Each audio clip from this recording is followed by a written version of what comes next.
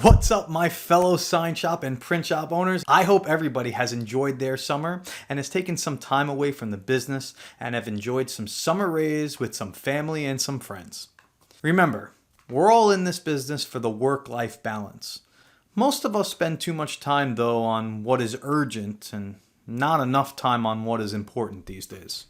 So, as we close out August and the summer of 2021, there are some switching of the guard components here that happen this time of the year. Schools are opening, students and teachers are going back to school, vacations are over, and business owners are going back to work, and they have a ton of projects on their to-do lists, on their hands, waiting for them. But something that was always very strange for me this time of the year in particular was that complaints and customer satisfaction seemed to rise once the summer was over.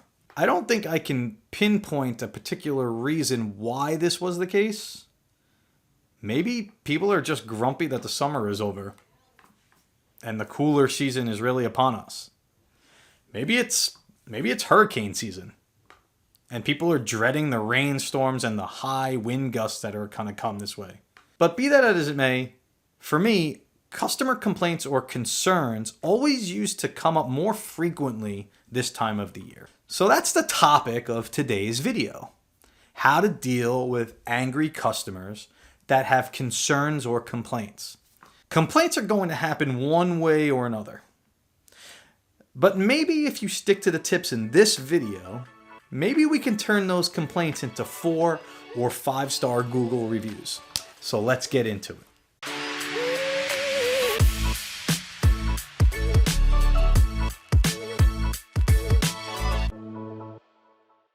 So for starters, let's get this principal point out of the way.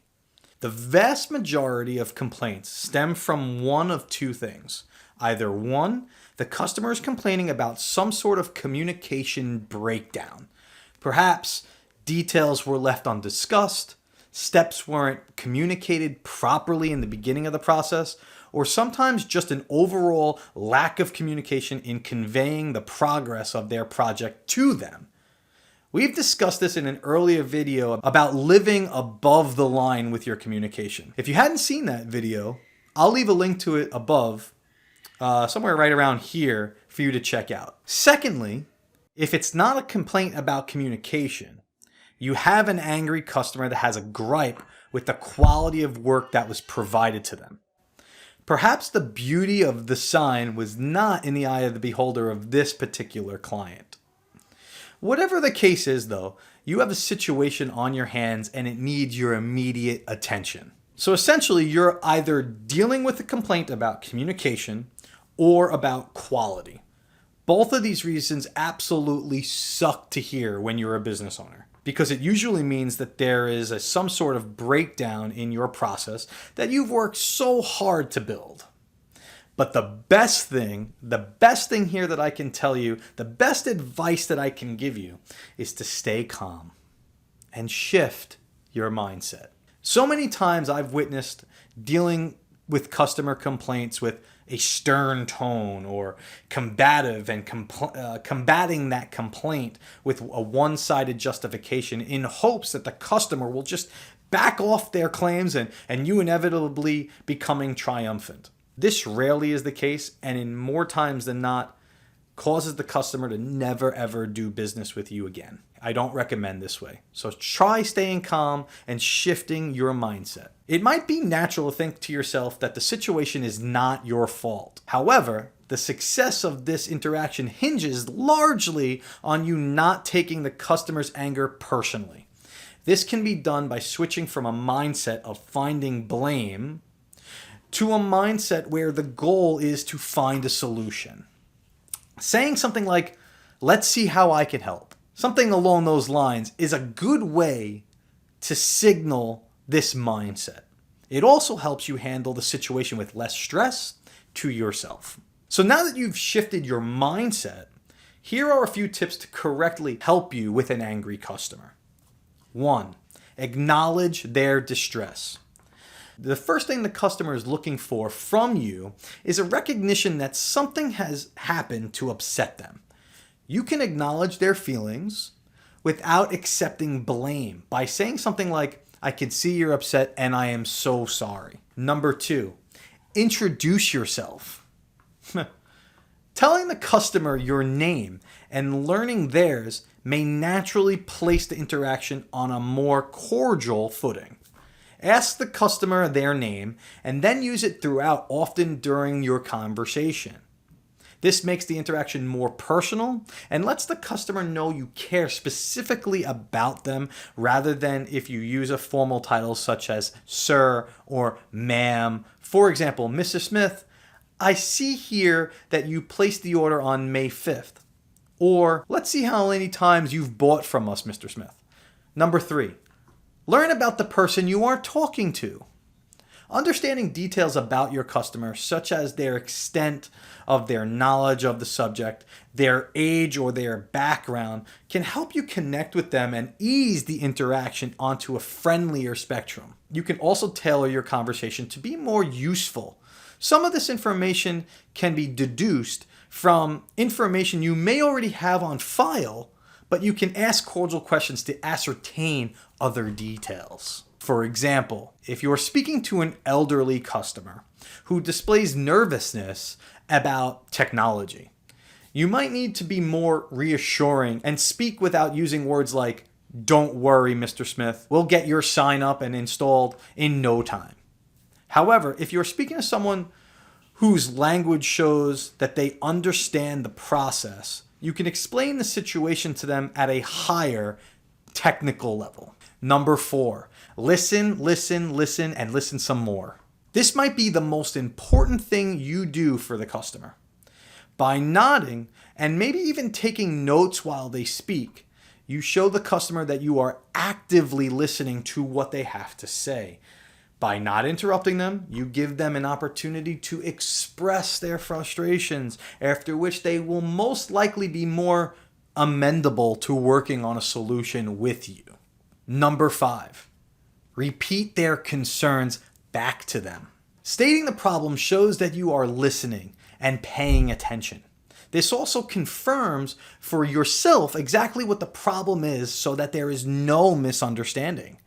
For example, just to be sure that I understand, Mr. Smith, you are upset that the sign you ordered did not arrive on time and it was also missing the logo icon in the center that you had requested. Something like that has a little bit more specifics behind it, has more clarity than simply saying, I understand you didn't like the sign we made for you. Number 6, sympathize, empathize, and apologize. Show respectfully that you understand why they are upset and try to put yourself in their position to see how you might feel in a similar situation. This might help place you in a more understanding frame of mind to craft a solution. Verbalize your empathy and sympathy and apologize clearly and unequivocally. For example, I'm so sorry our installers caused damage to your grass and plants while installing the sign on your building today. I can understand how upset you must be. Those grass and plants must have taken quite some time to grow. See the difference? Number 7, offer a solution. Some angry customers just want to express their frustration, and your listening is all they need to be satisfied. Others, though, are looking for something more concrete, such as a refund or even a do-over on the job. Offer a solution to the customer and be open to discussing it further. For example here, I understand that the ground-in plants were destroyed while we were on the job again. We are so sorry. Your special grand opening was ruined. Could we offer up our landscaper to come over and fix the grounds on us? Or would you like to send me the bill for your landscaper to take care of the grounds? Number 8, thank the customer. To close the interaction here, thank the customer sincerely for bringing up their concerns. Your aim, though, is to provide the best goods or services, and all the feedback helps in this regard. You can also express the hope that you have retained that customer for the future, such as, I hope that if we are able to fix the grounds to your satisfaction, that we hope to see you stay here again with us. or we hope that we can help you again in the future. Number 9, calm yourself down. Even if you are in a customer relations and interact with irate customers on a regular basis, a state of mental equilibrium will help you refresh your mind and deal with your next customer just as effectively. Speak to a friend. Take some time calming deep breaths. Or if time and rules permit, go for a quick walk to clear your mind before returning to your desk to tackle the next angry customer complaint. And lastly, number 10, follow up. To cement your relationship with the customer, follow up with them in a few days to make sure that they are satisfied with the solution that you were able to provide. You could send them an email, a gift certificate, or make a follow-up phone call. It's really that simple. It's also, though, important to follow up within your organization, within your sign shop, to find out why this situation occurred. Make the necessary changes to avoid a reoccurrence of this problem. As an owner or a manager, this should be the principal thought moving forward in sealing any cracks in your system. Always remember that if a customer is abusive to you, to your employees, you should really think of safety first and cut short the interaction. However, in all other cases, by remaining calm and sympathetic and sincerely striving to find a solution to the customer's complaint, an angry customer can leave the business a satisfied and committed long-term client. So that's all for me in this video. I really hope that you all don't have any customer complaints this season, but if you should come across an angry customer, remember to stay calm and shift your mindset, and to follow the 10 tips in dealing with an angry customer. I'm Peter Karunas with Shopbox. Thank you so much for watching. Do me a favor though, before you go, click like and subscribe for me. It will help me out greatly as we look to build an even larger audience of sign and print shop owners. And these sign and print shop owners are needing our help, and they're coming here to this channel to find it. Thank you everyone for watching. I'll catch you on the next one, and don't forget, stay positive out there.